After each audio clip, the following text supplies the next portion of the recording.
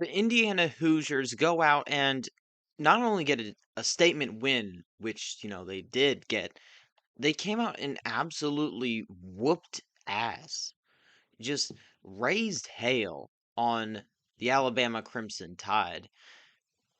I want to take a moment and just talk about Alabama for a second, and then we'll jump into Indiana because Indiana deserves all the praise in the world in this game.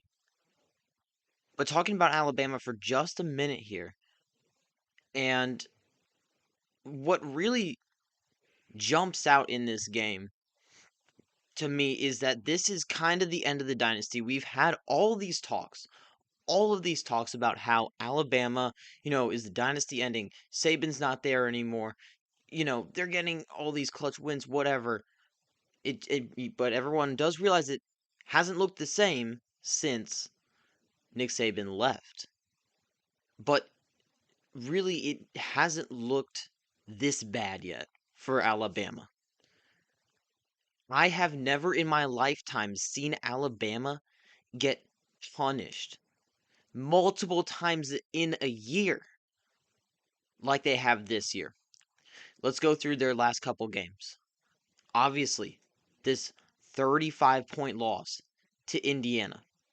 They had a 21-point loss to Georgia, not even a close game.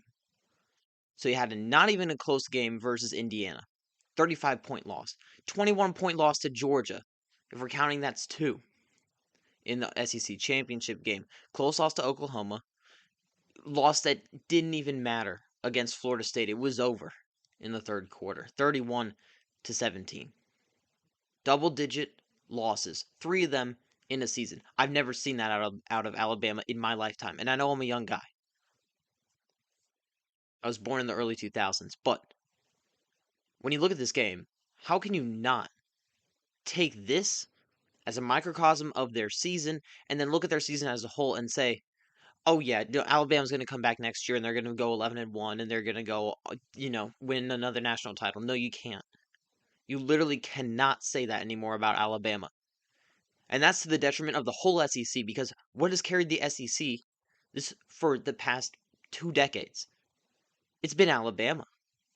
Alabama's won all the national championships, all the conference championships, all the bowl games, with the exceptions of a couple small dynasties of Florida, Georgia, etc. So when I look at this game, what do I really see on the Alabama side? It's the end of a dynasty, plain and simple. If they would have, if Bama would have won this game or even kept it really close, 3-point loss, I wouldn't be saying this. But the fact that they came out that unprepared, looked that awful against a team full of 3 stars. No disrespect to the talent level of Indiana, but that's factually what it is. Alabama was miles talented, more talented. Alabama's just not going to get another coach like Nick Saban because there's no other coach like Nick Saban. This is regular Alabama football. And if they fire Kalen DeBoer, which I don't think they will, but if they do, or if they do next year, another guy's going to come in and do the exact same thing. Because Alabama football now looks a lot like this season, to be fairly honest with you, in my opinion. And that might be a hot take, yes. But that's just what I'm looking at based off the facts, in my opinion. And just, I feel like I have more to add to that, but I think that is all I really want to say on that topic. But yeah, it's just really a microcosm of the season. I just realized I have 3 reds, so we have Indiana red, Alabama red, and then really a Texas Tech red, although it's a Nebraska shirt. I digress. We're talking about Alabama for a minute. Nothing worked. Nothing worked on offense. Ty Simpson was incompetent. Wide receivers couldn't get open. Running game was non-existent, to be honest with you. Defense never showed up, especially on the defensive line. Linebackers are actually like, really, I'd say the secondary was really trying to hold it down, but you can't do 5 different things at once. So when you talk about this Alabama team going forward, where do you go from here? You obviously try and get better. But this was a very talented team, and in my opinion, a very poorly coached team. I'm going to switch over here to different slide. As you can now see as I share my screen, I think that's the first time Signetti's ever smiled in his life. And I'm going to zoom in on this schedule over here. Or maybe just go over the schedule. How about that? Let's look at the regular season. Where's like, okay, we had a 3-point win at Georgia. Great win for them. They beat a Vanderbilt team that is going to end up in the 20 to 25 range at the end of season poll. A Missouri team that is not ranked anymore. A Tennessee team that is not ranked anymore. A South Carolina team that was awful this year. An LSU team that was awful this year. And again, they're scraping by these teams. Scraped by Missouri. 3-point win. South Carolina, single digit win. LSU, although that game was a little bit more competitive than what the score even says. Auburn, 7-point win. Had to take a couple really lucky calls to win that game. And then obviously Eastern Illinois, UL, Monroe, and Wisconsin. Wisconsin was awful this year. But you look at the way this team battled throughout the year, and yes, I was impressed by how they battled. But you can't sit back and do what I'm doing and look at the season as a whole and say, yes, Bama's going to be back in the playoff next year. Bama's going to be really good next year. It's just non existent. You can't say that. You cannot say that, in my opinion. As I flip back over so that I can pull up the right things. It's really a travesty, in my opinion, because I really like Alabama football. I don't like how dominant they were, certainly. But I think that it's a lost cause in terms of hoping to get back to multiple national championships in the coming decade. I don't think it's there. I honestly don't think it's there for them. And yes, this might be an overreaction, but do as I said before. Look back at the schedule. Look back at what they did this year. And tell me, even if they get a little bit better, that they still got two losses next year. Think about, oh, if they just had the talent to beat Oklahoma at home this year, still lost to Florida State, still lost to Georgia, still lost to Indiana.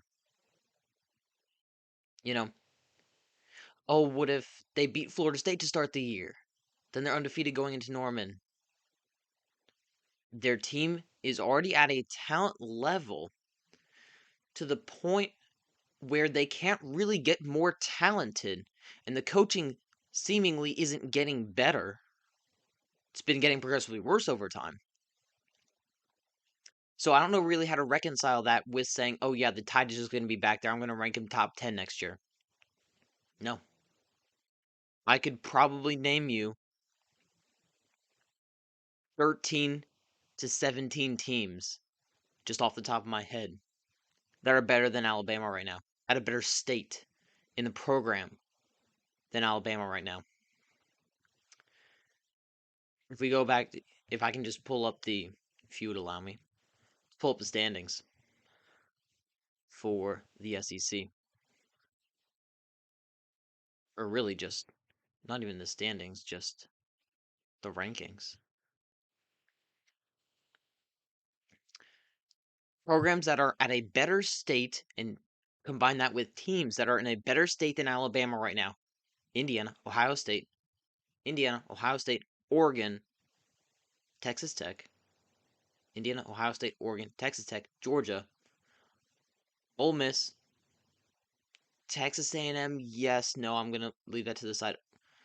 Probably Miami, Notre Dame, BYU, Texas, 100%, Utah, Michigan.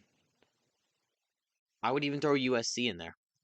I think neutral field, full strength on full strength, USC beats Bama. I'm going to be completely honest with you. Like, I think Bama would have a hard time with Iowa. Texas A&M. It's hard to look back and really think about what Bama would have done. But I think I've spent a little bit too long on Alabama. And I think it's time to get back to what we were, what's really the main focus of tonight's live, which is praising Indiana because of how they came out and played. And they made a statement not only for themselves, but also for the Big Ten as well. And it's a fascinating thing. It really is. Okay, just moving into the box score here. I just wanted to say this was a win for the Big Ten. It really was. You just knocked off Alabama. Like I prefaced before, I don't think they're a dynasty anymore. I think that they're on the downward spiral. They're going to end up like a program like Tennessee. So, taking that into account, who's left in the SEC that scares you? Georgia, yes. But not really to Indiana and Ohio State. Indiana, Ohio State, Oregon, all much scarier teams and much scarier programs, in my opinion, than Georgia. And I think that that's a fact at this point. Who else is in the SEC? Texas, very volatile program, very up and down program. Could very well come out and be a dynasty, but they have to prove it. Who else is there? Ole Miss. They're rebuilding. They don't have Lane Kiffin anymore. They have Pete Golding. And last I checked, they do have the ball, but it's 0-0 first quarter in their game against Georgia at time of me doing this live stream. Who else is in the SEC that scares you this much? In the Big Ten right now, Indiana looks like the next Alabama dynasty. Really does. Really, I would say Ohio State looks like that. Indiana looks like the Georgia to Alabama.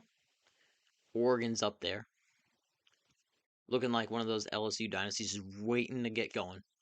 And I think they will. USC is on the way up. They got a number one recruiting class. They're ready to go. And you have multiple teams in the Big Ten who look much scarier, power rated right next to each other. And it shows because of the bowl wins. Illinois beats Tennessee.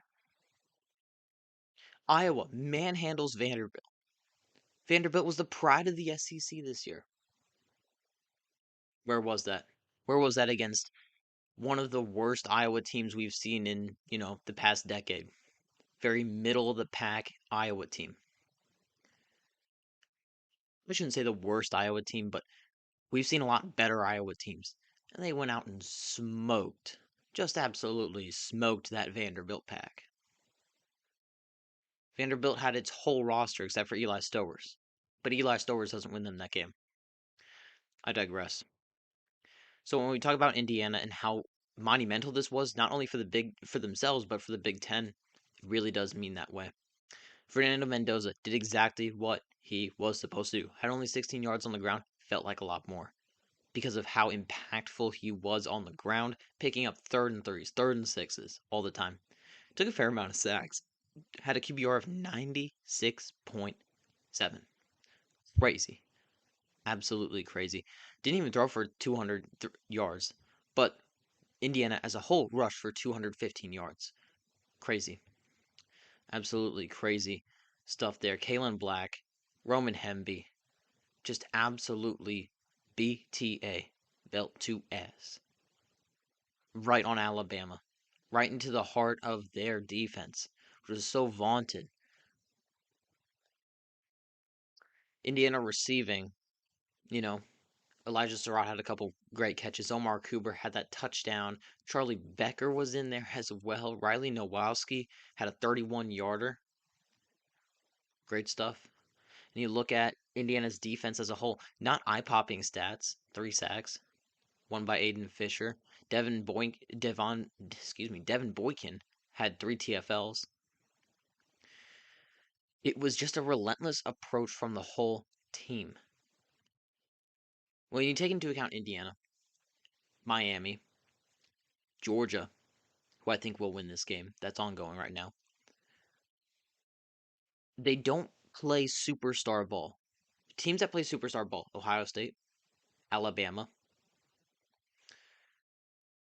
in a sense you could say Texas A&M this year as well.